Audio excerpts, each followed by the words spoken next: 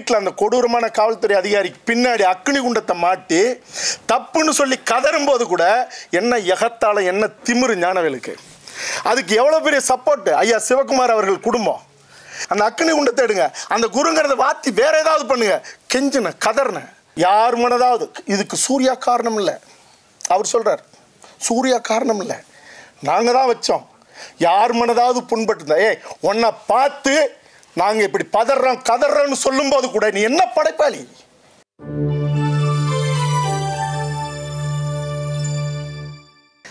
நீங்கள் விஜயகுமார் இந்த இனத்துக்காரன்னு சொல்ல, மலையாளின்னு சொல்ல, அவங்கவுங்கெல்லாம் என்ன தவறு செஞ்சாங்களோ அதை மட்டும் தான் சொன்னேன். ஆனால் காடுவெட்டி குரு அவர்களை இன்னைக்கு நீங்கள் பார்த்துருப்பீங்க. ஒன்று உங்கள் மனசுக்குள்ளே நீங்கள் அழுதுருக்கலாம், எனக்கு தெரியும் 60% 70% உங்கள் கண்ணீர் கலங்கி கன்னத்தில் கூட இறங்கியிருக்கலாம். 60% மேலே இந்த படைப்பை பார்த்துட்டு.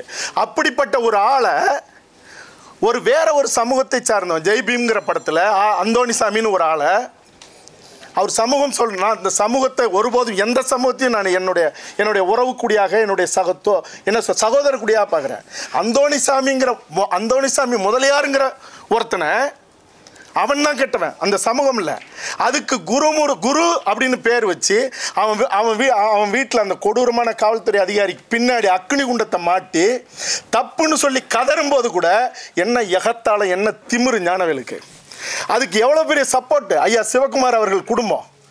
சரி, இதெல்லாம் நடந்தது. நான் தான் சொன்னேன், நீங்கள் இப்படி பண்ணிட்டு போயிடுவீங்க.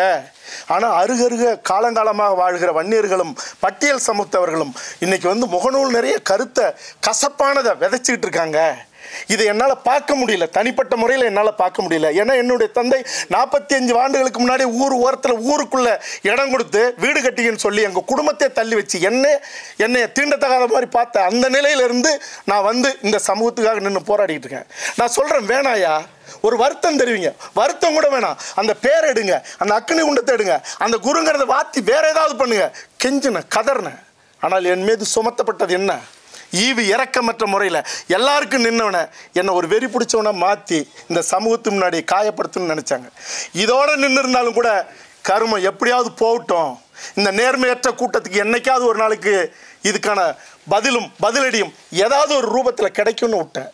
ஆனால் ஞானவேல் அவர்களுக்கு நண்பரும் எனக்கும் நண்பருமான ஒரு பத்திரிகையாளர் கேட்கும்போது, ஏன் இப்படி பண்ணீங்க, கௌதமன் கேட்டதில் என்ன தப்புன்னு கேட்க நேரில் அவர் அலுவலகத்து பக்கத்தில் ஒரு டீ கடையில் நின்று கேட்கும்போது அவருக்கு தெரியும் யாருலாம்.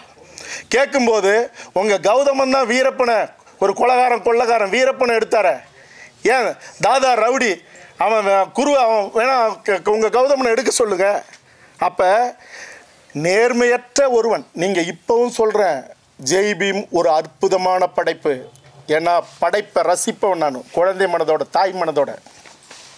ஆனால் உங்கள் பணம் ஓடணும், உங்களுக்கு பணம் வரணும் அப்படின்னு ரத்தம் குடிக்கிற இந்த குரூர எண்ணத்தோட அதில் படைக்கப்பட்டது மட்டும் இல்லை, அவர்கள் கதறி கோரிக்கை வச்ச போது அல்லது அவர்கள் எதிர்ப்பை தெரிவித்த போது ஆடு மாடு மேலே காலு பட்டா கூட தொட்டு கும்பிடுவான் மனுஷன். அவன் மனுஷன் சொல்லும்போது யார் மனதாவது. இதுக்கு சூர்யா காரணம் இல்லை, அவர் சொல்கிறார் சூர்யா காரணம் இல்லை, நாங்கள் தான் வச்சோம்.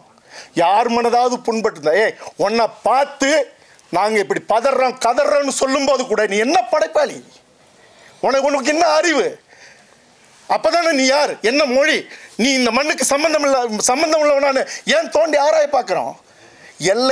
எல்லை தாண்டி படைப்பு செய்யலாம், எல்லாருக்கும் சுதந்திரம் உண்டு, இங்கே எவனும் தடுக்க முடியாது. ஆனால் எல்லை தாண்டி என்னுடைய ஒரு பாரம்பரியமான ஒரு மரபு சார்ந்த 50,000 ஆண்டுகள் வரலாறு கொண்ட என் மண்ணில் கலவரம் செய்யறதுக்கு எவனுக்கு உரிமை இருக்கு? யார் மனதாவது புண்பட்டு இருந்தால் நாங்கள் வருத்தப்பட்டு, யார் மனசு, ரோட்டில் போகிறோம் வரவனா, இந்த மண்ணுக்காக சண்டை போட்டு செத்த கூட்டம் மறுபடியும் இந்த கூட்டம். எனக்கு எந்த கவலையும் இல்லை. நான் ஏதோ அந்த சமூகத்தில் பிறந்தேன் அதுக்காக நான் சண்டை போடுறேன்னு நினச்சிருக்கலாம். உள்ள ஆய்ந்து பார்க்கணும். ஒரு பெரும் சமூகம், எண்ணிக்கையில் பெருங்குடி, நீ அவனை கருத்தியில் அடிச்சுட்டா நாளைக்கு ஒரு அத்துமீறி உள்ளே வரும்போது, இந்த இனத்துக்கான பேரழிவு உள்ளே வரும்போது அவனை எப்படி கூப்பிட முடியும்? அவன் எப்படி நிற்பான்? ஏன்னா எல்லாரும் எங்களை அடிக்கிறீங்களாடா ஜாதி வெறின்னு, நாங்கள் எதுக்குடா வரணும், சாவுங்கடான்னு சொன்னான். அவன் மட்டுமா, 5 பேர் கொண்ட குறவர் குடியாக இருந்தாலும் அவனும் இந்த மண்ணுக்காக நிற்கணும். அப்போ இப்படி அடிக்கும்போது எல்லாரும் வேடிக்கை பார்க்கும்போது எல்லாத்துக்கும் நியாயம் கேட்டுவேன், நான் அதுக்கு போய் நின்னே ஆகணும். அதான் அறம். அதில் நிற்கணும்லண்ணா, இல்லை நான் போய் நின்னா என்ன சாதி வரி, டேய் சொன்னால் சொல்லிட்டு போங்கடா. என் மண்ணை காக்க எனக்கு என்னென்ன வழி இருக்கோ, எதுக்கு நான் கத்திப்பாராவில் நிற்கணும்? எதுக்கு 17 நாள் அக்னி வெயிலில் நான் எதுக்கு சிறையில் இருக்கணும்? எதுக்கு அவனியாபுரத்துக்கு எனக்கு என்ன சம்மந்தம்? நான் மாடு வச்சுருக்கேனா? ஏன் வாடி வாசலில் ரத்தம் சிந்தணும்? அதுக்கப்புறம் சூர்யா ஒரு அறிக்கை விடுறாரு அன்புமணி ராமதாஸ் அவர்களுக்கு, நீங்கள் விடலாம், தப்பில்லை, யாரை வேணாலும் எதிர்க்கலாம், அது உங்கள் உரிமை. நீங்கள் இங்கெல்லாம் சினிமாவில் அரசியல் பேசக்கூடாது. நீங்கள் சினிமாவில் அரசியல் பேசக்கூடாது, ரைட்டு. அரசியலுக்கு சினிமா பேசலாமா? இப்போ என்ன நேர்மை? எதுக்கு சொல்கிறேன்னா, மறுபடியும் நீங்கள்லாம் எங்களுடைய எதிரின்லாம் நான் நினைக்கவே இல்லை. ஆனால் என் மண்ணுக்கு எதிரியாக இருந்தாலும் யமனாக இருந்தாலும் நான் விட மாட்டேன். அப்போ இவ்வளவு காசு பணத்தோடு இருந்து இப்படி ஒரு ஈனத்தனமான வேலையை செஞ்சு அதில் வர்ற காசில் தான் சோறு திங்கணும்னா அது இல்லை வாழ்க்கை.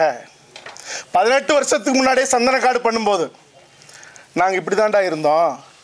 இப்போ நீ எவ்வளோ தூரம் எங்களை எட்டி மிதித்து நீ காயப்படுத்தி கரைப்படுத்தினாலும் நாங்கள் அறத்தோடு தான் நின்று படைப்பு செய்வோம். ஏன்னா இந்த மண்ணை காக்க இந்த மண்ணில் இருக்க பிறந்தவன் அத்தனை பேரும் தேவை. அவனுக்குள்ளே இருக்கிற உணர்வை குறைச்சிட்டா ஜல்லிக்கட்டு மாதிரி எல்லாரும் நினைக்கலாம். ஜல்லிக்கட்டு தைப்புரட்சி நடக்கும்னு தான் நான் சாகணும்னு முடிவு பண்ணி தான் அவனியாபுரம் போனது.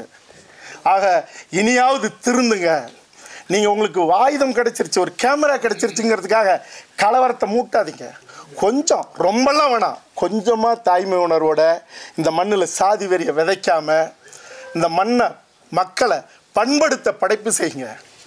யாரெல்லாம் உரைக்குதோ, யாரெல்லாம் மறுபடியும் என்னை எதிர்த்து எழுதுறீங்களோ எழுதுங்க. ஒரு நொடி யோசித்து எழுதுங்க. என்னை காயப்படுத்துறதுனால ஒரு காலமும் செஞ்சிட மாட்டேன். ஏன்னா அவமரியாதையும் காயங்களும் தேவைப்பட்டால் மரணமும் கிடைக்கும்னு முடிவு பண்ணி தான், அல்லது அதுதான் நம்ம சந்திக்கிற இறுதி இடமாக இருக்கும்னு போய் நின்று படைப்புகளத்திலையும் தரையில் இந்த இனத்துக்கான உரிமை வேண்டியவர்கள் திருந்திக்கிங்கிறது தான்.